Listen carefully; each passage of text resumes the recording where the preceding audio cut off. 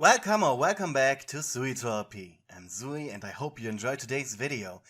But before we get right into it, I'm obligated to remind you to click either the like or dislike button, commenting something down below, and of course sharing the video so more people can see and enjoy it. This is very important as it helps with the YouTube algorithm. I want you to know that your help is greatly appreciated. If you have any suggestions or ideas for a story, my Discord link is in my link tree that is down in the description, as well as my Patreon and Ko-fi for any donations you may want to send my way. Every cent counts. Anyways, I hope you enjoyed today's video. Hey kiddo, can you hand me the screwdriver? Number 13 should do it. Asked the mechanic as you looked up from your security tablet. Huh? There was a reason you didn't become a mechanic. You were illiterate when it came to tools. In fact, you had difficulty remembering which way screws went to begin with. Kevin looked at you expectantly. You know, by now I could have gotten it myself. With a bright red face, you leaned to your left as you rummaged through Kevin's toolbox. I ordered them correctly. Just look at the numbers. 1, 2, 3, 4. The numbers are under the screws themselves. You blinked. In the twilight of parts and surfaces, you couldn't quite make them out, but eventually, "Okay, I found it," you said. You offered it to the man, who took it with a smile. "Say, Kev, what's this all about again?" Kevin's smile turned cheeky. Well, let's see. As he turned the screw loose that was bothering him, he began to explain. 6 months ago, the pizza Plex burned down. Well, not fully, but enough to close it. You nodded. "I heard about that in the news, yes." The man sighed approvingly. Well, in that case, let me skip ahead a little. Kevin began to explain that the company was very much in turmoil.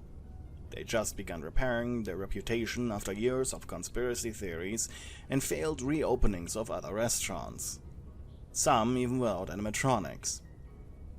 As a final push, they invested into the mega Pizzaplex, which was a raving success.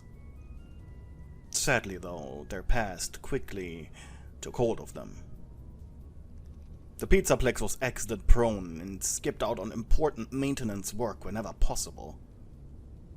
Despite that, the financial gain Fazbear Entertainment was making outweighed these issues, and soon the company expanded with more smaller franchises. The main Pizzaplex becoming the blueprint from which franchise owners could purchase modules to add to their own restaurants. Fazbear Entertainment was lucky they so aggressively pushed franchises throughout America, as the sudden destruction of the Pizzaplex would have doomed the corporation for another generation or two. So, do we know what happened that day? Kevin shrugged. Not really. Well, we did find the night guard, the person you're replacing. We have no idea about that. Police investigation stuff has it under lock and key. Then Freddy was gone. Most importantly, Roxy Way's and large bits of the building were forcefully moved underground. And after we repaired it, which I don't even want to think about the expense of, led to us reopening in a few days, so you better get ready for that. And also hiring you as a replacement for the unfortunate victim of what happened. You blinked. But how did it all start? I mean, what forced half of the building underground? The sinkhole. Sinkhole destroyed half of the Pizzaplex and probably also caused the fire. Oh. If it wasn't for DJ Music Man's emergency protocol, we would have lost the other animatronics too, not just Freddy. What I mean is they went to him for protection from the flames, and Thank God they did that. Just needed to fix them up a little. Kevin took a step to the side, finally letting you see his work. You raised an eyebrow. Well, kiddo, what do you think? I feel like this is my coup de grace, my best work yet. In front of you, on the work table, laid the daycare attendant, with a few key differences. His lower half was replaced by a mechanical fishtail, and webbing had been put between his fingers. Most importantly, all the small seams and holes in his skeleton shell were covered up with rubber parts. Your eyes widened. Wow, you really are a magician with machines, Kev. The fat engineer shrugged approvingly. After the sinkhole had been reinforced and partially filled in, Kevin had the amazing idea of turning what used to be the Pizzaplex's basement into an underground indoor water park. The owner of the Pizzaplex, a migrant from India called Amir, absolutely loved that idea. More ideas were thrown around as to what it should be themed after, and how it should be decorated. In conclusion, it was made into a space-themed small adventure park, and putting a modified daycare attendant model in there was just obvious. You pushed over a wheelchair you had been instructed to bring down next to Kevin as he activated the machine. The animatronic opened his eyes, looked to his left, then to his right. Kevin?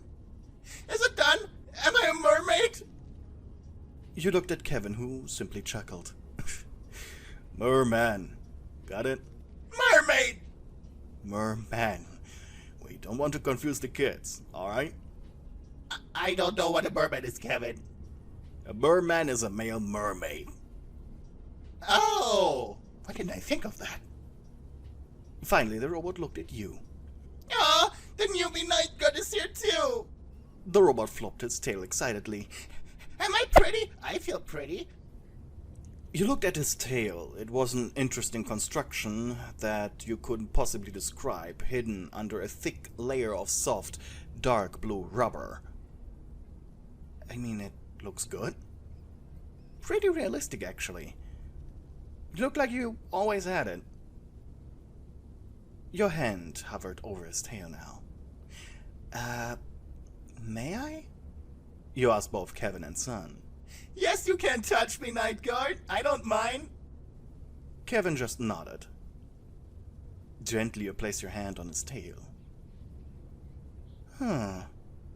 You thought out loud. What does it feel like? Asked the robot.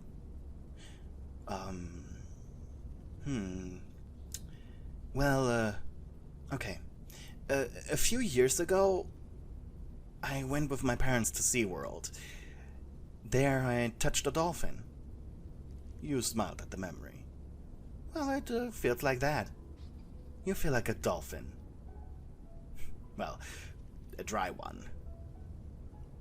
As the daycare attendants celebrated with a little dance, you and Kevin lifted him into the wheelchair. He was a little too big for it, and his jittering made it even more difficult to put him down. Then it was finally time to get him to the new attraction. So, what is my new home even called? And what happens to my daycare? Asked the robot as you pushed him. The time for questions, more or less, being too late already, but whatever. You blinked. Well, it's now Moon's. Oh! How? We removed Moon from your hard drive and put him in his own animatronic. Kevin is setting him up as we speak. He needs a daylight programming after all, so he doesn't, get mad during the day. Plus, well, should he switch to if there isn't you present? But what about my friends? They can still come to you. It's not like you're gone. Finally, you arrived at the elevator. Huh? Really? The new attraction is called Sunny Spacewalk. And it has a kiddie area where toddlers can splash around, since the water is like, you know, ankle deep. Sunny's spacewalk! Oh, I love it! The elevator opened up to a beautiful sight. The attraction, around the size of the atrium, looked wonderfully decorated. The attraction, around the size of the atrium, looked expensive, to say the least. You pushed Sun through the entrance, walking past the changing rooms, and you beelined for the pools. We have two main pools for normal swimming activities. One big wave pool, the kiddie pools are to the left, and I think over there are 3 slides. If Sun had a jaw, he would drop it. The area looked just like he imagined it. The walls were colored in dark blue. Models of planets were hanging off the ceiling, and small LED lights were carefully inserted in the walls themselves to give the illusion of stars. The pools were lit up in a pale blue light, almost giving them the look of glow-stick liquid. Night guard! What did I do to deserve this? You smiled. Being profitable? Oh, Afton, I'm so happy. I don't know what to say. You pushed Sun's wheelchair to the edge of one of the bigger pools. Well, ready? Ready as I'll ever be! Immediately the robot pushed himself out of the wheelchair, jumping face first into the cool water. While this might have been the robot's most happiest moment ever, up until now you had been terrified. Afraid of whether or not he could actually survive his first dive. Kevin even said to you that this was the true test. His white face broke the water's surface. Night guard! I can swim! I can swim! He went back underwater, his silhouette gracefully moving in the liquid. You smiled, almost wishing you could join him. And as if on cue, a notification suddenly rung on your tablet. Turning away from the robot, you opened it up. There was a text message from Kevin. "How's the robot doing?" he asked. Quickly you typed your response. "Great." But what happened next you couldn't quite believe. "By the way, I took the liberty of putting a swimsuit for you in the changing rooms. If you want, you can be the first human to swim down here." You left Sun alone and wandered into the changing rooms. They were pristinely clean, and the chlorine smell from the pools seemed a little stronger here. Dismissing it, you quickly checked for the swimsuit, and found it in the first stall. It was a pretty red one-piece, perfect in size. Which, once again, made you type something to Kevin. "How do you know my size?" He replied with a smiley face and a list of every employee's clothing measurements. "Newbie, I'm the one who orders the uniforms from corporate. I know everyone's sizes by memory." Blushing, you decided to put this information on the back burner. After slipping into your new suit, you went into the showers for a quick rinse. You gritted your teeth. The water wasn't hooked up to the heating unit yet, so ice-cold liquid now cascaded down your body. That was still overheated from the barely air-conditioned, stuffy parts and services. So for a moment you quite literally couldn't breathe. Yet, the coldness was also comforting. You couldn't really decide on what to do. But considering the pools themselves were probably just as freezing, you endured it. For Sun. You needed to cool down more.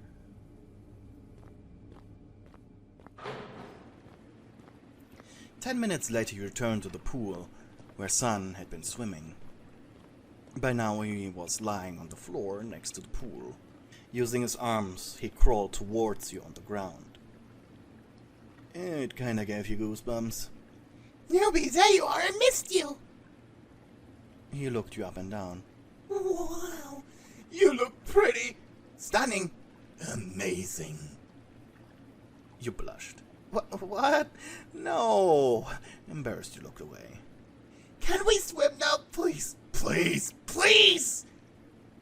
Yes, but before that, you walked over to the wheelchair. Son, to protect your shell, don't crawl on the ground, okay? You're not a lizard. You were afraid he would scratch up his endoskeleton if he didn't. Will do, Night Guard. Finally, you allowed yourself to take a plunge. As expected, the water was incredibly cold. And immediately you surfaced. Spitting gross, chlorine-tasting water out of your mouth before heaving for air. As you stood there with your toes just barely reaching the pool's bottom, you tried to focus yourself. It wasn't deadly cold, of course, and you had seen documentaries of people swimming in frozen water. You were better than this. Come on. You could practically feel your body heat escape into the water. After a few minutes, something nudged your leg. It was Sun, who broke water seconds later. I feel so light. Lighter than I already did. Good to hear. You huffed. The robot got closer with concern. Night Guard, are you okay? Just not used to the water yet. You gritted your teeth hard. Your body was heaving. A panic response. God damn it, just the thing you needed. Then again, you shouldn't worry the robot. Biting your lip as hard as possible, in an attempt to regain focus, you paddled to the water's edge and lifted yourself out. Even the cool air from down here felt pleasantly warm now. As your breathing returned to normal, the robot joined your side. Night Guard? I'm sorry, it's too cold. I'm not forcing you, Night Guard. In fact, I'm very much appreciative that you're doing this for me. You looked at him and forced a smile. Oh, really? He hummed, amused. Yes, of course. No other employee at the Pizza Plex would have done that for me. You always treat me so nice. Without warning, he embraced you, his cold metallic body pressing against your form. It was very uncomfortable. Okay, you said after a few seconds. Why don't... You gulped. Why don't we check out the hot tubs? There were 3 hot tubs in a small corner of sunny Spacewalk. You knew they were the only place hooked up to the heating system just to test if they actually functioned. Using Sun's wheelchair, you carried him over. And after turning one of them on, you went in. A pleasured sigh escaped you as you leaned against the tub's wall, feeling the hot water splash around you. Oh, this looks relaxing, said Sun, before himself climbed inside, albeit awkwardly. And he just barely fit. I think I'm not meant for these, he said helplessly. Mm-hmm. You groaned in pleasure. The water was perfect, and you could feel your mind slipping into graceful sleep. Lazily, you raised an arm. You know, I'm glad you're happy, Sonny. He tilted his head. Why is that? Well, he got rid of your legs and pulled you out of your daycare. I thought you'd be angry. Sun sighed. I will miss my daycare. I will miss my friends. But the most fun I have as Fazbear property is making new ones. You leaned a bit forward to give him more attention. Huh. Go on. Yes, my daycare. my daycare. But it's still there, and I'm still there in a way as well. And this is just as great. He made a dramatic pose and turned around, before huddling a little closer to you. Besides, the lights will stay on here now, will they? You put an arm around Son's shoulder to comfort him. Well, Sonny, Moon isn't in there anymore. You can be in the dark. Oh! The robot took hold of his head. What's wrong? Oh, there's so many emotional calculations going on in my brain. Oh, it's hurting my insides. There was one thing you knew about the animatronics. One thing that always worked. A trick you learned from the receptionist. Her name was Charlotte. Nice girl. The robots, despite the incredible powerful artificial intelligence, still had their chinks and weaknesses. And to avoid a complete meltdown when they were confronted with too many conflicting emotions, every employee had their own method of calming them down. Brian, the leader of the day shift, would whistle sharply to get the robot's attention back. Kevin simply shouted to force the machines to respond. And the trick Charlotte told you was kissing. It always worked. The robot squeaked when you pressed your lips against his. His body now warm from the hot tub, it wasn't even that bad. Like kissing a warm plastic bottle. And for a moment Son ceased all movements. Worked like a charm.